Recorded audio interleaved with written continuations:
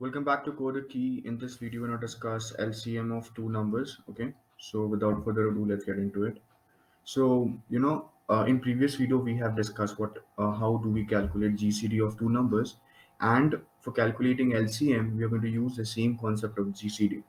You might have you might know the relation between GCD and LCM, right?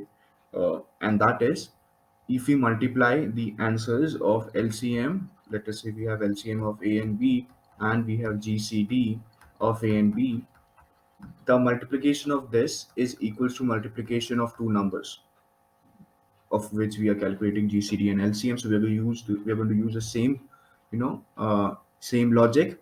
So we need to calculate LCM. So LCM of A comma B is going to be A times B upon GCD of A comma B. So we're going to use the same thing. We're going to code it right now, and that will be it. Okay. So what I hope you're able to see the screen.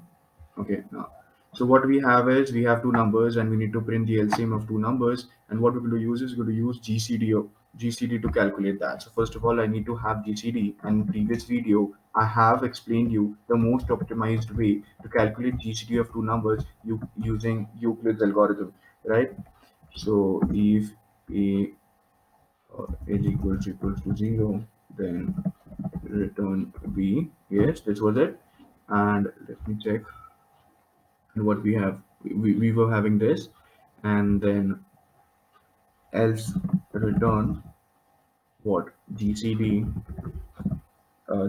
of B modulo A and A. Yes, this was a recursive method, and as we know what is our formula, that we are going to return what we're going to return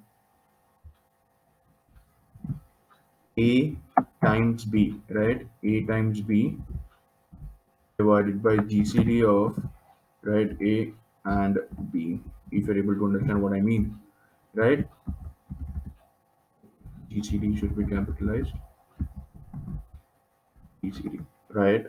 So let us run this. Let us see. Wasn't this simple, right? So you should know how we calculate or how we got into the conclusion that this is the most optimized way by which we can calculate GCD, right? So let us enter the number happened. Let us enter the first number, that is, let's say 2 and 8. So the least common number that is divisible by 2 and 8 is 8. Okay, now let's try for something like 12 and 60. Okay, this is it. Uh, okay, we can change something like this because we are getting in float. So let us have the integer part, I guess. Okay, let us run it one more time. The last time for something like 13 and 17. LCM is 2 to 1. I guess you know what exactly LCM is, how we calculate in our preschools.